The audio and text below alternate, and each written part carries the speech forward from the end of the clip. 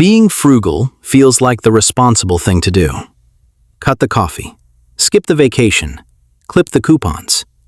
Every financial guru from the last 30 years has told you some version of the same thing. Small sacrifices, repeated consistently, add up to big wealth. Here's the problem. They don't. Not by themselves. Not even close. Not because saving money is bad. It isn't. Saving is one of the few financial behaviors almost every expert agrees on. But frugality, on its own, has a ceiling. And almost nobody tells you exactly where that ceiling is until you've spent a decade slamming your head against it, wondering why doing everything right still hasn't made you rich. So let's do the actual math today, because the math is the part nobody puts in the headline. Say you cut $5 a day in small, invest that consistently for 30 years at a reasonable long-term market return, and you end up with something in the neighborhood of $150,000. That's real money. Nobody serious is arguing otherwise. But here is what almost nobody says out loud when they're selling you the coffee cup math. There is a hard mathematical floor to how frugal a person can actually get. You cannot cut your grocery bill below zero.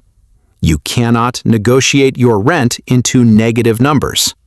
You cannot eliminate housing, food, transportation, and insurance, because doing so doesn't make you frugal.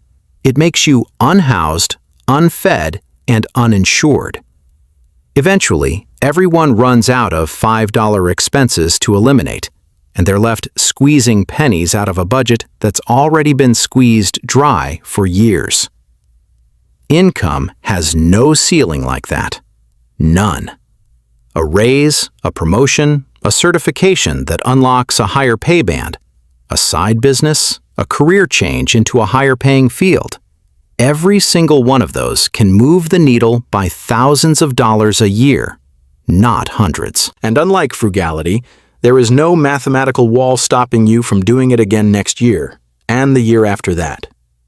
This is the asymmetry that never makes it into the personal finance headlines. Cutting expenses has a hard limit built directly into arithmetic. Growing income does not. Let's make this uncomfortably concrete with two people, and let's actually walk through their numbers side by side instead of waving our hands at it. Person 1 earns $50,000 a year. They become extremely disciplined. They spend roughly 8 hours a week clipping coupons, comparing grocery prices across 3 different stores, negotiating every recurring bill down to the last dollar, and canceling every subscription that isn't strictly necessary. Over the course of a year, through genuinely impressive discipline, they managed to cut their monthly spending by $200. That's $2,400 a year, redirected into savings and investments. Over 30 years, invested consistently, that becomes a meaningful chunk of wealth. This is not a straw man. This person did something real and admirable. Person 2 also earns $50,000 a year. They spend those same 8 hours a week differently.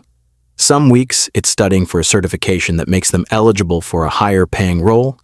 Some weeks, it's quietly building a small side project that generates a modest amount of income on top of their job. Some weeks, it's simply doing the unglamorous work of documenting their accomplishments so they can walk into a performance review with actual data, instead of a vague sense that they deserve more. If that effort produces even a modest 5% increase in income on a $50,000 salary, that's $2,500 in the first year alone. Already, more than person 1's entire year of coupon clipping. And critically, that $2,500 isn't a one-time event. It's now the new baseline. Next year's raise, next year's promotion, next year's side income, all of it compounds on top of an already higher number. Same 8 hours a week. Wildly, structurally different ceiling. Now here's the part that actually explains why so many people choose person 1's path, even when person 2's path produces more over and over again, generation after generation. Frugality feels safe. It feels controllable. You can see the coupon in your hand, you can watch the number in your bank account not go down today. Growing your income feels risky, uncertain, and slow by comparison because it requires asking for things, being told no sometimes, putting yourself in front of people who might reject you, and tolerating a gap between the effort and the payoff that can stretch out for months. Psychologists and behavioral economists have a specific name for what happens in your brain when you're financially stressed. Researchers studying scarcity, most notably the economist Sendhil Mullainathan and the psychologist Eldar Shafir, described a phenomenon they call tunneling. When money feels scarce, your brain automatically narrows its attention onto the single, most immediate, controllable problem directly in front of you. The $5 coffee, the overdue bill, and it becomes almost cognitively blind to larger, slower, less certain opportunities sitting just one step further away. The raise, the new job, the business idea that needs 8 uninterrupted hours to get off the ground. This isn't a character flaw. It's not laziness, and it's not a lack of ambition. It's what scarcity does to any human brain, rich or poor, when it's under sustained financial pressure. The tragedy is that this narrowed, tunneled focus feels exactly like discipline from the inside. It feels like doing the responsible, adult thing. But it's actually keeping a person's financial ceiling exactly where it's always been, one grocery store coupon at a time, while the ceiling itself never moves. It's worth understanding, too, why frugality became the dominant financial advice in the first place, because the history explains a lot about why this myth is so sticky. Much of modern personal finance culture in North America traces back to advice forged during and after periods of real scarcity, the Great Depression, post-war rationing, recessions where cutting spending genuinely was the only lever most families had access to. That advice wasn't wrong for its era. It was survival math for a world with far less access to credentials, side income, remote work, or flexible career paths than exists today. The famous version of this advice that most people have actually heard is what's sometimes called the Latte factor, the idea popularized by financial author David Bach in the late 1990s, that cutting a small daily luxury like a coffee and investing, the difference could make an ordinary person a millionaire over a career. The math behind it isn't wrong, as we already showed.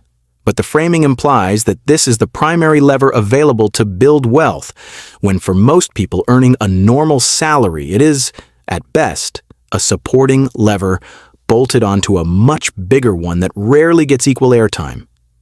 To be fair to the frugality crowd, and it's worth being genuinely fair here, there is a real reason this advice took hold and continues to resonate.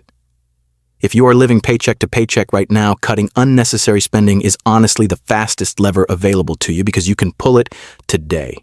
With no boss's approval required, no market conditions to wait out, no interview process to survive, for someone actively drowning in debt or overdraft fees, frugality is a life raft, and a genuinely useful one.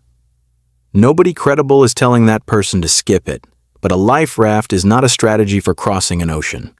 And this is where personal finance culture quietly does a disservice to a lot of people.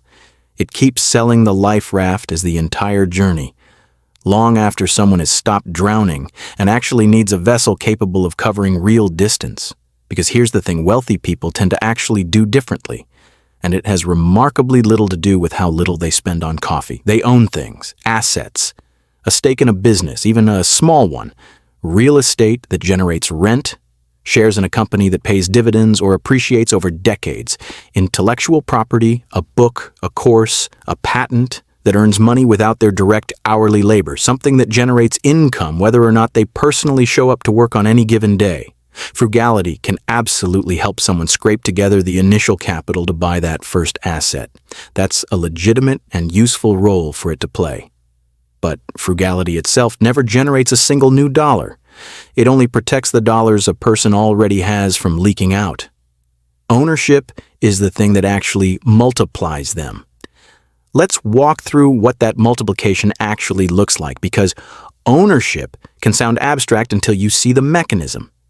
When you're paid a salary, you are trading hours directly for dollars, one for one, with a hard ceiling set by how many hours exist in a week. and how much your employer is willing to pay per hour. When you own an asset, whether that's stock in an index fund, a rental property, or equity in a small business, that asset can generate income on days you don't work at all. It can grow in value while you sleep.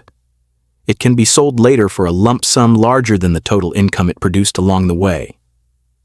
None of that is available to pure frugality, no matter how disciplined the person practicing it happens to be. This is the actual formula if you want it condensed into one sentence. Frugality controls your floor. Income growth raises your ceiling. Asset ownership is what turns the widening gap between those two numbers into wealth that compounds without your continued hourly effort. Most people spend their entire financial life optimizing only the floor. Coupon by coupon, subscription cancellation by subscription cancellation, negotiating the cable bill down by $15 a month and feeling like real progress happened. Meanwhile, the ceiling, the only one of the three levers that has no mathematical limit at all, never gets touched, because touching it requires a kind of discomfort that clipping a coupon simply doesn't. So what does actually reframing this look like in practice without pretending there's a magic shortcut? It starts with treating frugality as the floor it actually is, not the whole plan. Get essential spending under control because that's genuinely useful and reduces financial stress, which in turn reduces the tunneling effect described earlier and frees up mental bandwidth for longer horizon thinking. Then, and this is the step most people skip, deliberately redirect a portion of that freed up time and mental energy toward the ceiling instead of squeezing the floor further. A skill that increases earning power, a side income stream that doesn't cap out at the number of hours in your week, a first small investment in an asset, even a modest one that starts the compounding clock running years earlier than waiting until you feel ready ever would. None of this requires reckless risk-taking or quitting a stable job overnight. It requires redirecting a portion of the same discipline that's currently going into coupon clipping toward a lever that actually has room to grow. So here's the uncomfortable reframe to sit with.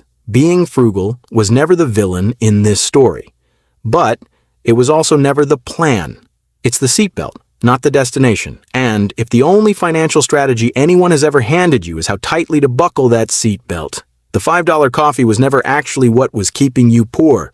What's been keeping you poor is the quiet, well-intentioned belief that not spending the $5 was ever going to be enough on its own.